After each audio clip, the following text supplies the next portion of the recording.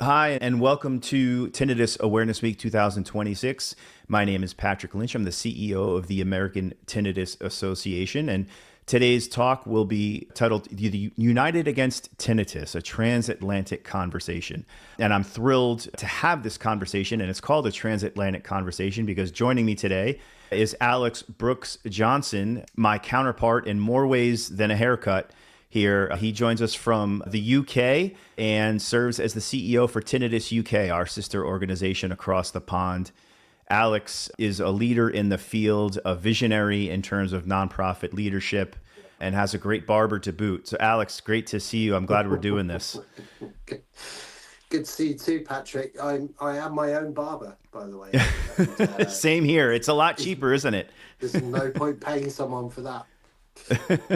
Good to see you, as always. And, Great to see you as well. Yeah, I was thinking about it. We both started our respective roles as CEOs of our organizations, me with the American Tinnitus Association, yourself with Tinnitus UK in 2024. I was in April, you were in September. I know I could probably share and probably have already shared too many times why I said yes, but I'm curious, why did you say yes to the opportunity? Primarily because I have tinnitus and I've worked for charities my whole career. But actually, this is the first time I've had a lived experience of the cause of the charity that I'm working for. But actually, it's more personal than that. 12 years ago, when I woke up with this noise in my head, I went through a very familiar process that will be familiar to a lot of people listening to this, which is go and see a doctor, basically get no useful information from them. I know now that actually a lot of people get information which is worse than useless. They actually get damaging information, but we can come on to that later on. And so I got useless information. I then found what was the British Tinnitus Association, and a few things struck me. One was how brilliant their information was and how immediately reassuring it was to know that what tinnitus was, and I wasn't going to die, I wasn't going to go deaf. There were things that I could do about it, which is not what the doctor told me. And so the quality of the information struck me. The other thing that struck me was how small the organization was. And thinking about the millions of people that are impacted by tinnitus, I couldn't believe that it was a relatively small charity. And so as a charity professional, it's planted a seed. I then forgot about it for 11 years and forgot about tinnitus pretty much for 11 years. And then a headhunter called me about 18 months ago, I guess 2 years ago now, and basically said, would you be interested in a very niche charity? You probably haven't heard of it, but it's tinnitus. I was like, I have tinnitus. Sounds familiar. When I met that organization, I thought it could be maybe bigger, maybe have more of an impact. And here it was my chance to do something about it. So that's why I said yes. But yeah, what about you? What drew you to? So you come from a completely different sector, but also not for profit. But yes, and no. Yeah, it's a good point. As we've had the opportunity to meet each other recently, we've shared some of this story. It's funny how many similarities we share. I also suffer from tinnitus. Unfortunately, I've had it since I was a teenager. I'm fortunate enough to be a 3-time cancer survivor, believe it or not. I developed my tinnitus as a result of cancer treatments as a teenager. So I'm so thankful to be able to be here today and share the story of my cancer journey. yeah, And it's amazing how many treatments have come since even I was undergoing treatment 25 years ago. But when I first heard the word tinnitus, I was calling it tinnitus for 20 years. But when I woke up with it from one of my procedures, long story short, I was told, learn to live with it. And so I did. I learned to live with it over the last 20 years. And then I got a phone call from someone asking if I'd heard of the American Tinnitus Association, which I hadn't. But it was so meaningful to hear that it existed. It gave me this new glimmer of hope that I'd given up on. And as I came to learn more about the organization, I almost felt called to it, that it was kismet or providence or some other higher calling. It seemed like there was nothing but great opportunity. But yeah, to your point, I came from a totally different background. I'm a recovering attorney, which is my introductory line. I used to practice corporate healthcare law, and I felt very unfulfilled in that work. And a lot of that was a result of having had cancer as a teenager. I wanted to do something that felt like I was making a dent in the universe, to quote Steve Jobs. And I left full-time law for nonprofit work. And my career has pretty much followed suit ever since. And I was raising money for a disaster relief charity when I got that phone call. Nothing to do with hearing healthcare or tinnitus Yeah. at the time. But because of my lived experience as a patient, because of my experience raising funds and advocating for different causes over the course of my career, I've been lucky to work in healthcare, for cancer-based charities, for disaster relief charities, for social mentorship charities. And now it almost feels like we've come full circle, because now I can take my lived experience as a patient, my experience as a fundraiser and leader, and push forward this thing that really needs to go to the next level from our points of view. Yeah. Yeah.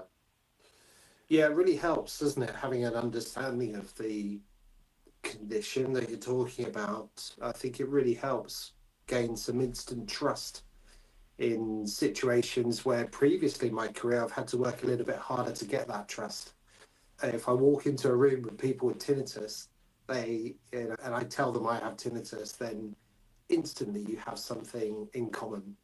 It's so many, it's funny how many similarities we have personally and professionally, and our organizations have. You mentioned the empathy that comes with once you mention the word. I know when I accepted the role and I was sharing with my family and friends and colleagues that I was making the jump to the American Tinnitus Association, I was shocked to learn how many people in my orbit also had tinnitus, that for years and years I had no idea. But as soon as I said the word, countless people came out of the woodwork in more than an anecdotal way. Yeah. And I think that's one of the joys of what our organizations do, among the many similarities, is simply bringing it to light and making people feel like there's a safe place where they can talk about it and let them know they're not alone. Of all the similarities, what I think the most powerful is that the ATA and Tinnitus UK are the oldest or longest serving charities exclusively dedicated to tinnitus in our respective countries. Yeah. What do you think is like one of the most, or some of the most striking similarities from your point of view between ATA and Tinnitus UK? I think there's a few things. I think we're both a membership organisation, so we both have a constituency that is supportive and wants to see the organisation succeed and thrive. And we may get some challenge from that constituency. Usually it's, in fact, more than usually, always it's in the best interest of the organisation. People try to push us forward. So I think we have that in common. And we have people with tinnitus at the heart of both our organisations. These aren't people on the periphery. You and I are good examples, but also I know that you have board trustees that have lived experience, same with us, and people in the organisation that are helping to steer what we do, helping us to make better decisions strategically and operationally based on what's best for people with tinnitus. So I think clearly we have that in common as well. It's a really good point. Yeah. Really good point. Our board of directors, and I've said this to them privately, and I'll say it publicly as long as I have the blessing to serve for the ATA. I've never seen another charity that is comprised of a board where 100% of the board is genuinely driven by and cares deeply about the mission. And to echo what you were saying, anyone that comes into my orbit for the ATA, by the time someone reaches my inbox or my telephone, oftentimes they know more about tinnitus than I ever could. Yeah. These are people who have already searched for help, know quite a bit about the science behind it, and are really curious from our points of view to know what's valid, what isn't, and what might be next. Yeah, that variety in opinion is phenomenal, isn't it? And I guess that's what comes with a condition where relatively little is understood, but also it impacts such a huge number of people. I guess you're always going to get that variety of experience and different people on different parts of the journey. As you say, people that have had tinnitus for decades and people that, may be brand new to it and everything in between. I think it's that richness in variety, which makes it really frustrating because there's not one treatment or there's not one answer that is going to help everyone. But it's that richness in the variety of conversations you have with people, which is just fascinating. Yeah, the thing that kind of has given me a silver lining of hope, and it's just because of my experience, my separate personal experience as a cancer survivor, but it helps give me perspective as a tinnitus patient, is the idea. I would love it if someone told me there was a cure, if there was a pill or a device or a thing I could do that just ended it. But then I'm reminded often there's no cure for cancer. And yet I'm here talking about all the different journeys I've had and that path and all the different treatments have undergone. Yep. And treatments I went through in 1998, 2000, 2003 are totally different from treatments people with the same diagnosis are going through today. And the same is true for tinnitus. For as much as we still have left to achieve, I think it's important to recognize how much we've gone so far and some of the things that we do know work. And you're right, it's not one size fits all. And as a matter of fact, even our organizations, while we have so many things in common, there's also some different challenges. I was struck, you had a really successful in-person conference, your first in a long time in September, that I was fortunate enough to be a guest at. And the conversations around your healthcare system in the country and some of the struggles tinnitus patients are experiencing. I'd love if you could maybe share for our American audience a little bit about that, because our healthcare structure is so different. That wait time that you had mentioned to me was really something unique and different from what we experience here in the States. Yeah, you're right. I think we've got lots in common, but I think that's one of the biggest differences that we have. So in England, healthcare is primarily free at the point of delivery. You do pay for it through national insurance and whatever else, but actually at the point of delivery it's free. That's the principle of the National Health Service, which has been around since the 30s. It was born out of a time of depression where not only industrialization was causing quite significant health issues, but also people just didn't have access to funding to get healthcare. So the National Health Service was born, and it's an amazing institution. It genuinely has been driving forward healthcare since the 30s, since its inception. It's been through a difficult time and mostly funding issues. And I think what that's caused is, gone a bit dark here, sorry. What that's caused is essentially quite a big move away from the NHS for a lot of people. I think in fact, let's talk about this role. What I'm understanding from audiologists is that they find it really difficult to work in an environment where there's constant pressure in terms of workload, there's constant pressure in terms of reducing resources, and just a really frustrating, overly bureaucratic administration that is focused on what a practitioner or a clinician would consider to be the wrong things, performance KPIs and waiting time, that sort of thing, where they just want to get on and help people, to generalize. And so people are leaving the NHS in their droves and setting up private audiology clinics or going to work with private audiology. So we are seeing in the UK quite a big growth in private audiology. But the NHS still provides such an incredible service around the UK in most cases.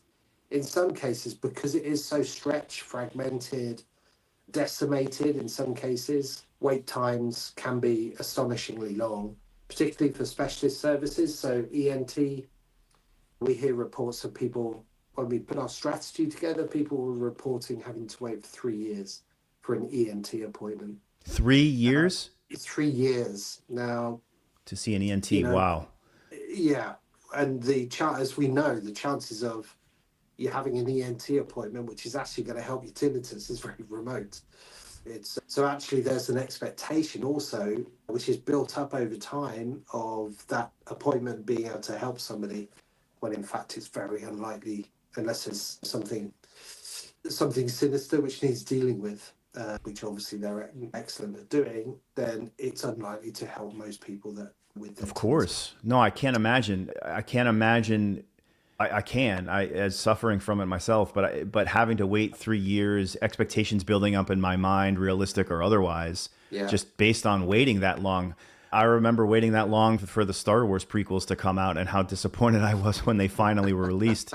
I can't imagine if it was Yeah. something legitimate like my tinnitus. I get that leads to another actually question I had for you, which is Tinnitus UK itself. How would you describe the work, especially in an environment like that where you've got patients who are just waiting to see someone and don't know what to expect?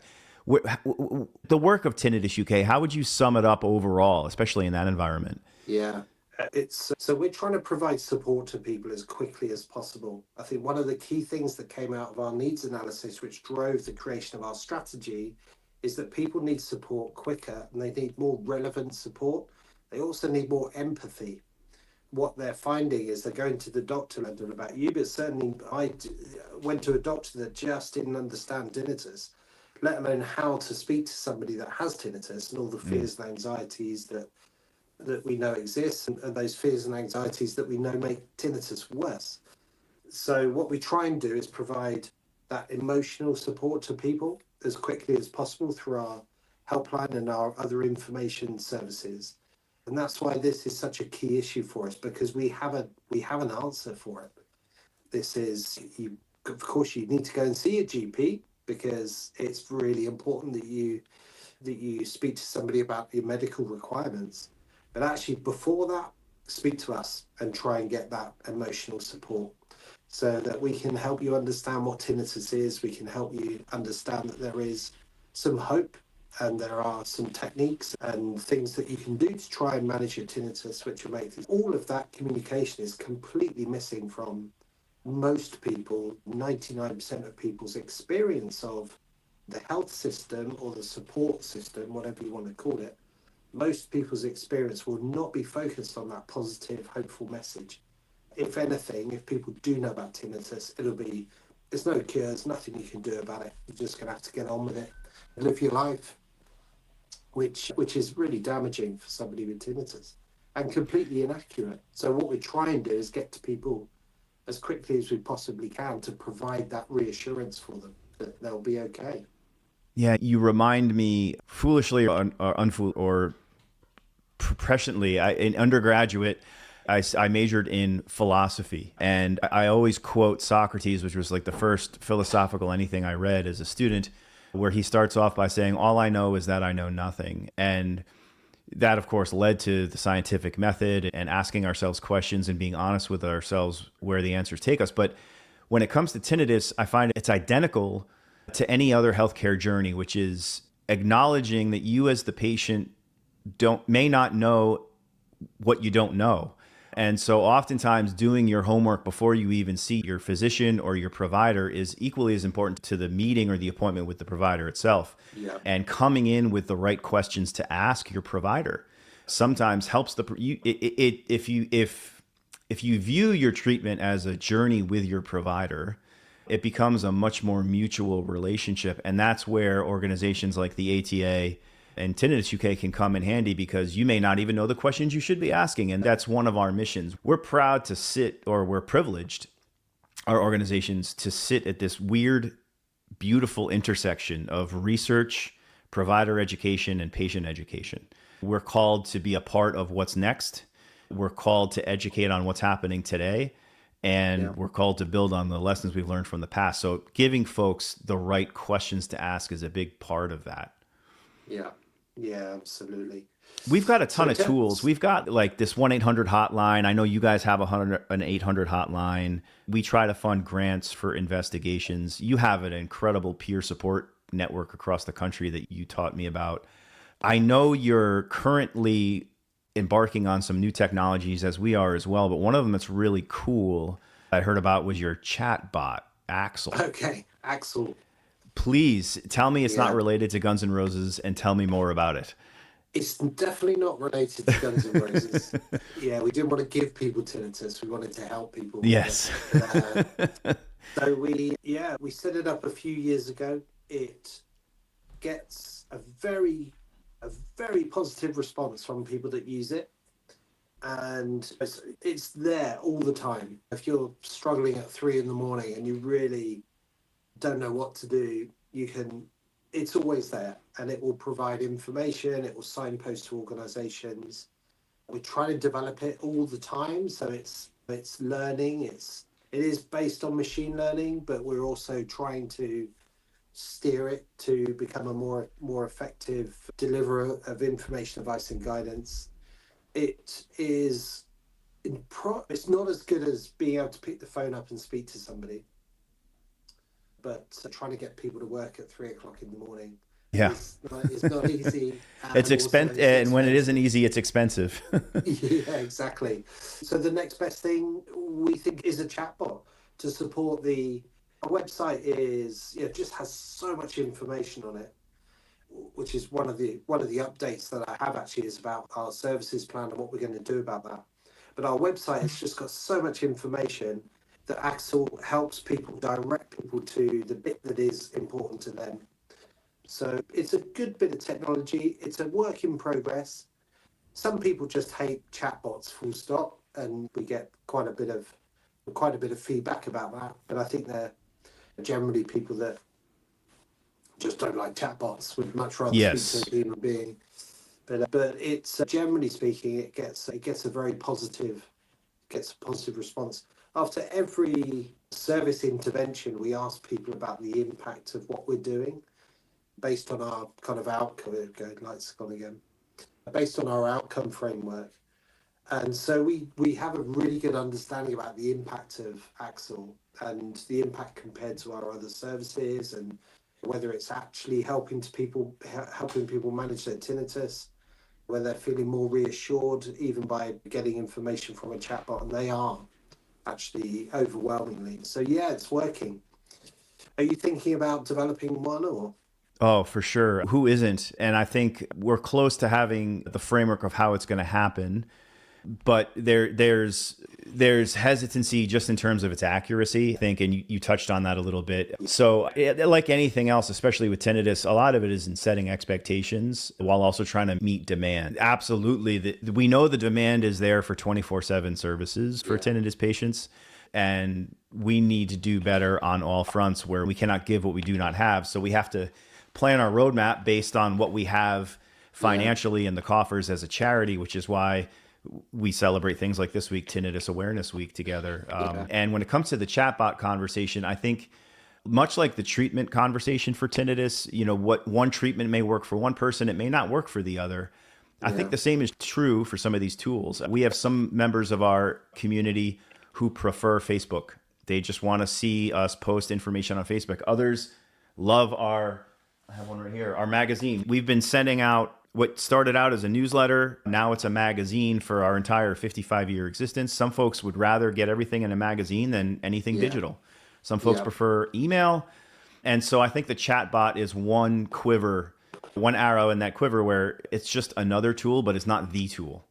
So I'm excited to get it going. And as long as we train it up on evidence-based peer-reviewed data that either organizations like yours or mine are behind, and we set expectations for the user that this is not a medical doctor. Please seek the advice of a human being after you talk with this bot.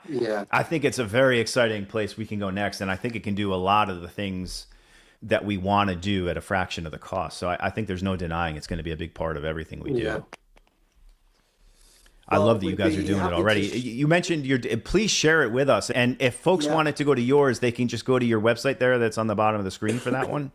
Yeah, and I just, as we were talking there, I was thinking we can just give you Axel and you can have access to it, and you can connect it to your back end and your website, so it provides your information. That's absolutely fine. We've got some staff watching this conversation in the background. We're going to make that connection happen. That's a great idea. Thank you. Let's do that. That's absolutely fine. And I think I was also thinking about our helplines as well, because one of the issues is overnight cover, but actually if we're operating at different times of the day, then maybe we could just switch our helplines over to provide that kind of human support at different times of the Wow, that's a brilliant idea. One of my core goals for the near to medium future is for us to have a human being at the end of that line at all times of the day. And maybe that's the way to do it. We pool our resources. Wow. Well, we have two fun projects to work on already, just off the cuff here. That's perfect. That's Oh what man. happens when you get two fundraisers together. The ideas are endless. The funds are a little bit less. Yeah, well, What they'll come. speaking of funds, research is another big calling for both of our organizations. Yeah. And a big part, actually, this week, we're really excited because we're announcing our call for research grants for this year. I already said it earlier when we were talking. Folks that listen to me too much hear me say this too much, but we really cannot give what we do not have. We would love to fund translational bench to bedside research at multi-million dollar levels.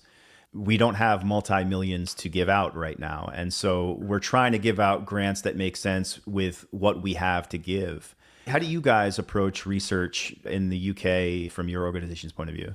Yeah, I think the BTA had a really good handle on research. It was giving out grants, but also it was very well connected with certainly with the UK research industry, but also I think fairly well connected globally, and had a good relationship with the ATA, TRI, and other European organisations. I think what's happened is in the last few years, there's no secret that Tinnitus UK has been through some difficult years. And I think one of the things that we've dropped the ball on is research. We've lost a huge amount of funding and funds over the last 5 years, but also we've lost a lot of people, lost a lot of institutional knowledge, a lot of relationships. So the team, which is mostly new, we're picking up the pieces of that and trying to re-establish those relationships, put together a new plan, tried to think about building things back up, recognizing that we simply couldn't let the organization disappear. It meant too much to too many people, but also has a significant opportunity to develop into the future. I think research is one of those things that we're just starting to get back now. Alex, one of the reasons we're talking today is in furtherance of Tinnitus Awareness Week, which both our organizations celebrate and promote. I know that we're trying to record webinars like this one. We're posting on social. We have a great partnership with one of our friends here in the US, a restaurant chain called Texas Roadhouse. Oh, yeah. It's really exciting, and we're opening our call for grants this week. How about over across the pond? How do you guys acknowledge Tinnitus Awareness Week this week? Yeah, so this year we've got to focus primarily on music and people's interaction with music and what music means to them and how tinnitus has changed that. We've been running a survey for the past 6 months. We've had an amazing response, and we've had a team of people working on pulling a report together, which we're really excited about. We're launching it at the House of Lords next Wednesday, and the report's called Amplifying Awareness, Turning Up the Volume on Hearing Health in Live Music. And what the report's pulling out, some really interesting statistics about people's experience of live music and how quite often their experience will lead to hearing damage and tinnitus, and what people can do about it.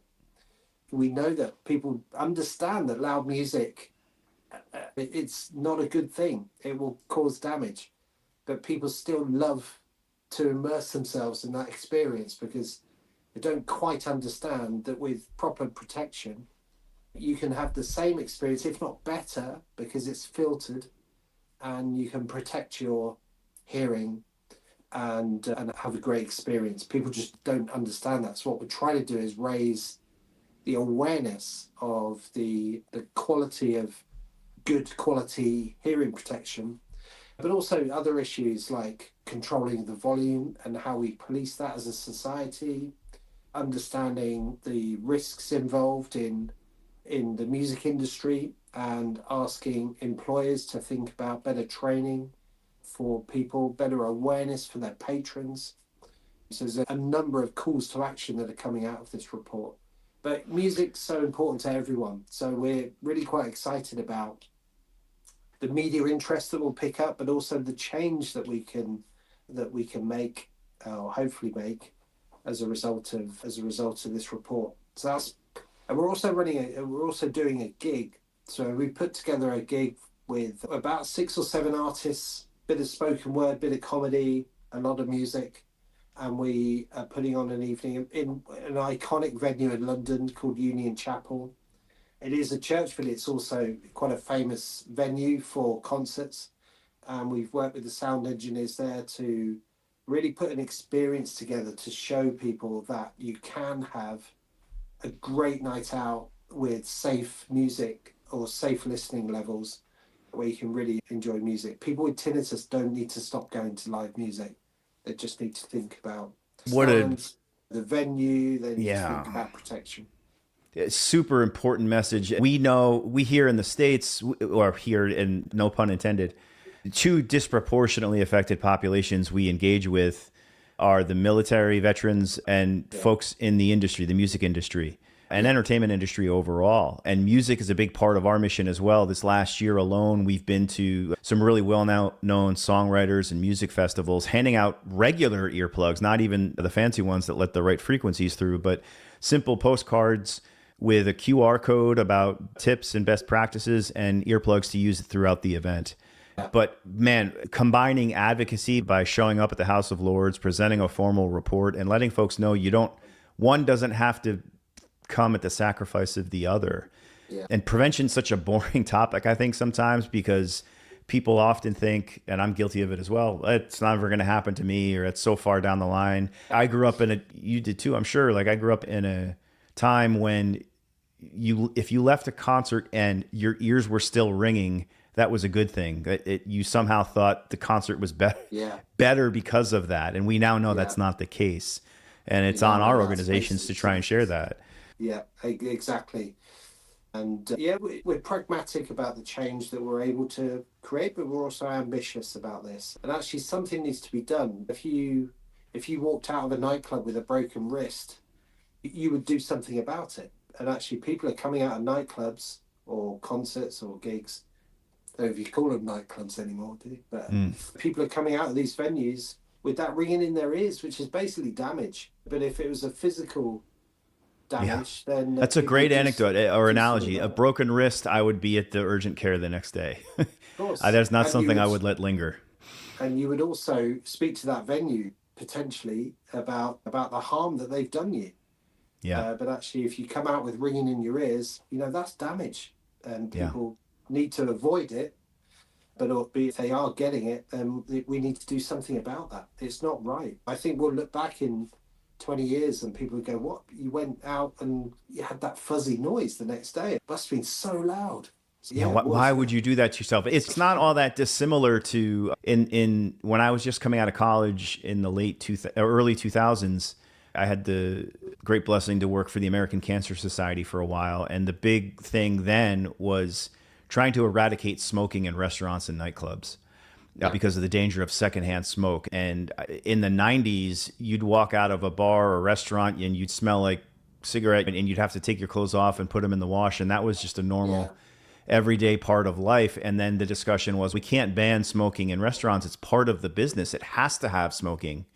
And over a slow period of time, organizations like the Lung Association, the Cancer Society, the Heart Association came together.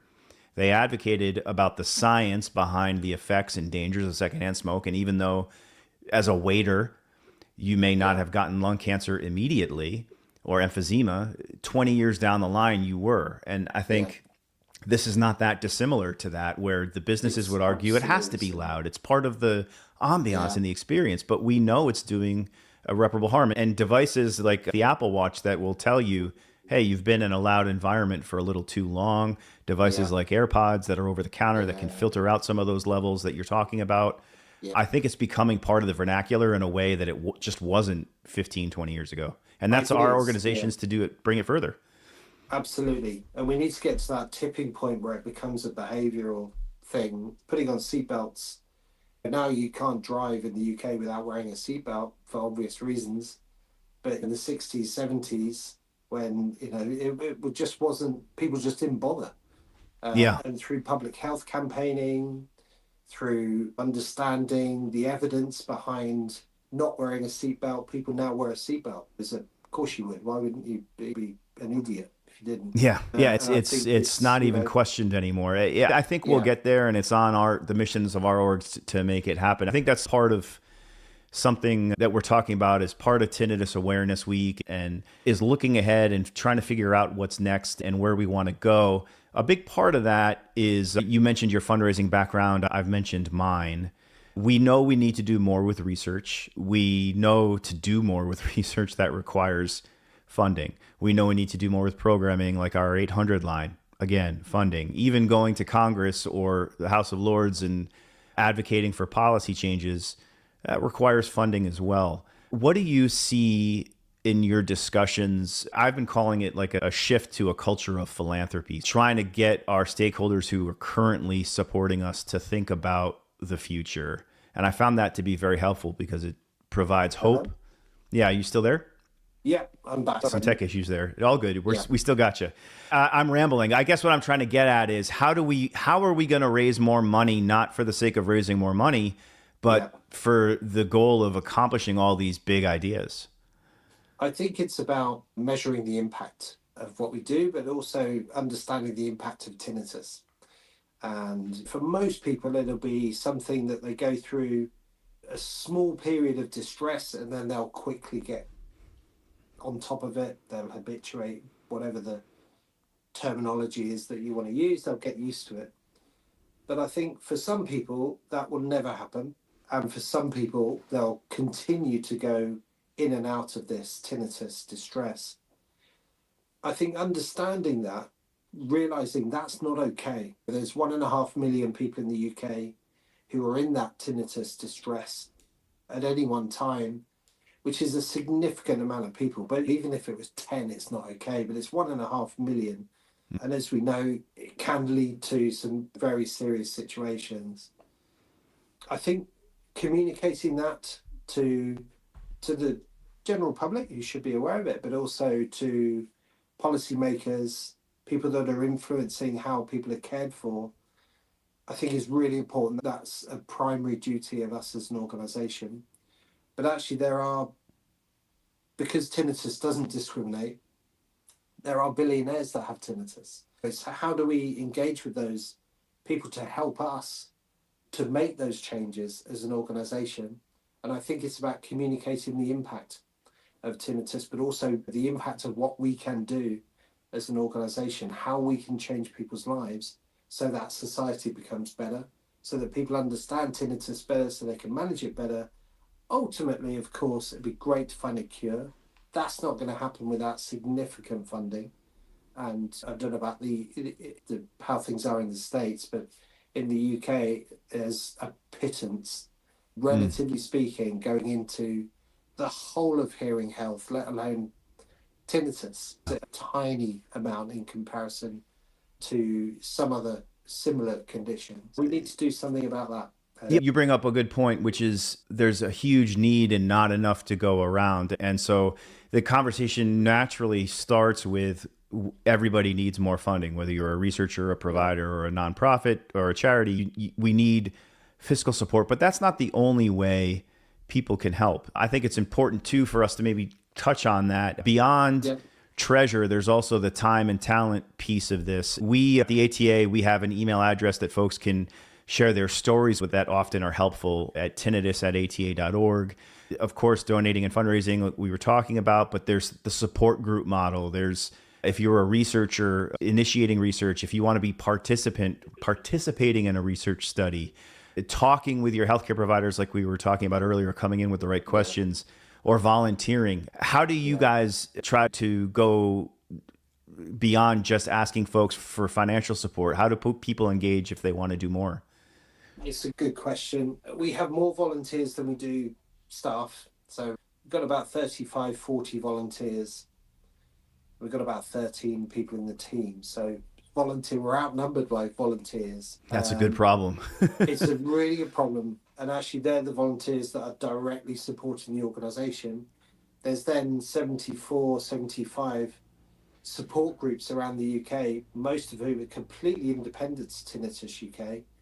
They're run by local audiology clinics, they're run by local people that have tinnitus and want to give something back. They could be run by another charity or quite often a regional not-for-profit. And we try and support those as much as possible. But actually, there's a whole world of volunteering that happens to support people with tinnitus that we try and facilitate. But actually, directly, we have people that on our helpline and help provide information, advice, and guidance to people. So they're highly trained volunteers that may or may not have lived experience. Actually, we have both types of people, which is interesting in itself. We have volunteers that help out with giving us advice on organizational development and strategy. One of the things we do, and I know you do as an organization as well, is just try and engage stakeholders strategically, commissioners, funders, donors, supporters, volunteers. These are people that absolutely essential to putting plans together, but also just getting ideas and feedback about what's needed. Yeah, engagement with volunteers, honest discussions like we were talking about earlier. As soon as I mentioned the word tinnitus when I took this job, suddenly I found out about how many people around me had tinnitus that I had no idea about. That emphasizes the importance of these peer support groups that both of our organizations help run, and our volunteer led could not exist without our volunteers. I think both of us would be remiss not to take a second to thank profusely our volunteers. Absolutely. Up until this date. Yeah. Our mission would not survive without donors, but more importantly, without volunteers. And providing a safe space for people to come together, share their stories, encouraging other folks to come out and realize they're not alone, for researchers to realize that there's an addressable market here that they can spend some meaningful time on. It all starts with our volunteers, and that's what this week is about.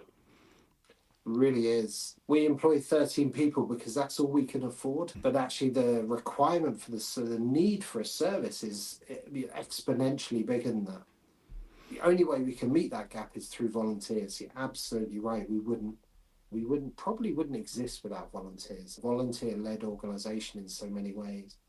So yeah, there's so many thanking us. We would not be here but for them, and the future is only bright because of volunteers. I when I was with you in Birmingham, I took the liberty to quote President Kennedy, who famously said, "Ask not what your country can do for you, but ask what you can do for your country." I think the same is true for tinnitus. While we all want our organizations and our governments and our doctors and providers to do more, I think this is a movement that starts with volunteers, and it's not just dollars that you can do, it's your time that can help too. I think we're coming up on time, Alex, and I know you have a busy Tinnitus Awareness Week along with myself. As we look to the future, what would you say is the one thing from Tinnitus UK's point of view that you're most looking forward to? I think initially Tinnitus Week, so next week I think we've got some really exciting events planned.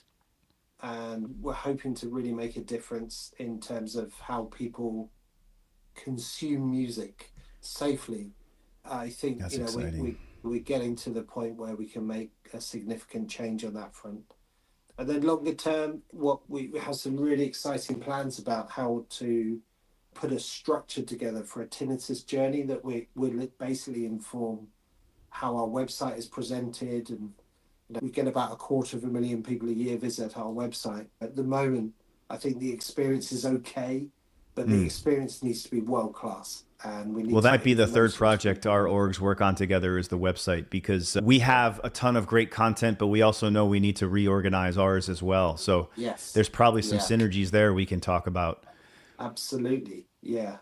Well, I think that's one of the things that people can look forward to is hopefully us finding the time to do these things together. I think there's, as we always say when we get together, there's so much more we could do. Tinnitus is a global issue. I think it's quite exciting for people to see the two organizations come together and what we might be able to do together. But sorry, go ahead. You always inspire me to think out loud. I think cliches are annoying because we hear them all the time, but they exist for a reason, and it's because they're true. In this case, I think a rising tide lifts all boats. And the Tinnitus UK and the American Tinnitus Association, when you combined, that's over 100 years of service to this mission, 100 years of trustworthiness, of relationships, of expertise, of research funded and research needs identified. I think when I look to this year and beyond, one of the things I'm excited for from our front is not only rebuilding and reconnecting our two organizations in meaningful ways, but also the research conference that we're excited to host next year with TRI. You mentioned them earlier, Tinnitus Research Initiative. The ATA is lucky enough to play host to the United States conference in 2027.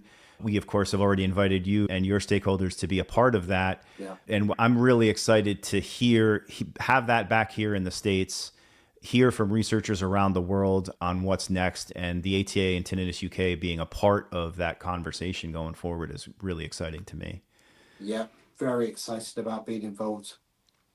You and I have some work to do here with our 3 projects. I'm going to follow up with you on the 1-800 line, your chat bot, and all these other great ideas that with the website. Yeah. Thank you. Because I think these are things that we can do together, and there's no reason why we can't get better together as well. Yeah, absolutely. I totally agree with that. Thanks for your time, Patrick. Hey, thank you too, Alex. I hope our viewers, if they made it this long listening to 2 bald men talk about tinnitus, then they clearly care. I would encourage folks to visit tinnitus.org.uk to learn more if you're over in Europe, across the Atlantic. And if you're here in the States, ata.org to learn more. We need help with funding. We need help with volunteers. And we have plenty of resources if you're looking for support. I can't wait to do one of these again with you soon, Alex. Yeah, that'd be good. Yeah. All right. Thanks, Patrick. We'll talk soon. Bye-bye. Brilliant. Cheers. Bye-bye.